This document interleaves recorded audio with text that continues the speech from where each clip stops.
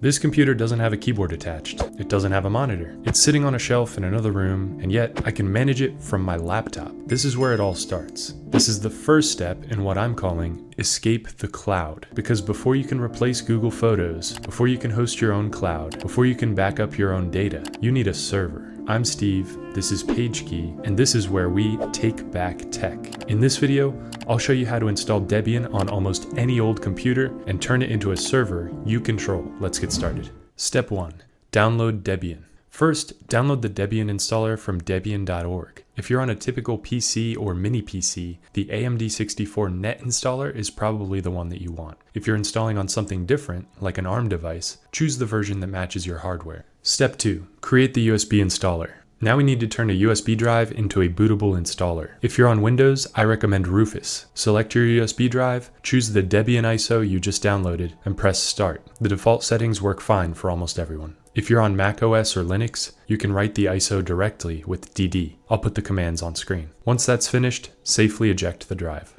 Step 3.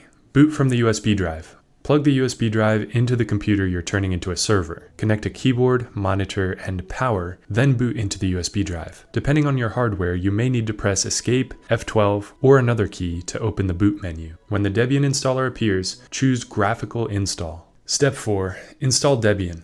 The first few screens are just your language, keyboard layout, location, and network settings. Give the machine a host name you'll recognize on your network, leave the domain blank unless you already have one, and create a username and password that you'll remember. Next comes disk partitioning. Since this machine is going to become our server, we're going to erase the entire internal drive and let Debian use all of it. If there's anything important on this computer, stop now and back it up before continuing. For package mirrors, the defaults are fine. Leave the popularity contest disabled. When you get to software selection, uncheck the desktop environment and make sure SSH server is enabled. We're building a lightweight server that will manage remotely, so we don't need a graphical desktop. Now let Debian finish installing. When it's done, remove the USB drive and reboot. Step 5. Verify SSH.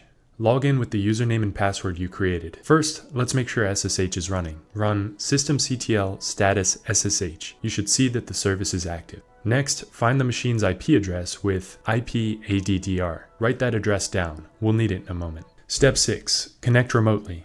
At this point, you can disconnect the keyboard and monitor if you want. Open a terminal on your laptop and connect using SSH username at your IP address. Enter your password and you're in. Now you've got Debian installed and a server you can SSH into from your laptop. That's the foundation for everything else in this series. Next, we'll install our first self-hosted service. If you get stuck anywhere along the way, I offer one-on-one consulting to help people build their own home servers. And if you'd rather skip the hardware setup entirely, you can always grab a pre-configured HexBox. Both links are in the description. I'll see you in the next episode of Escape the Cloud. PageKey. Take back tech.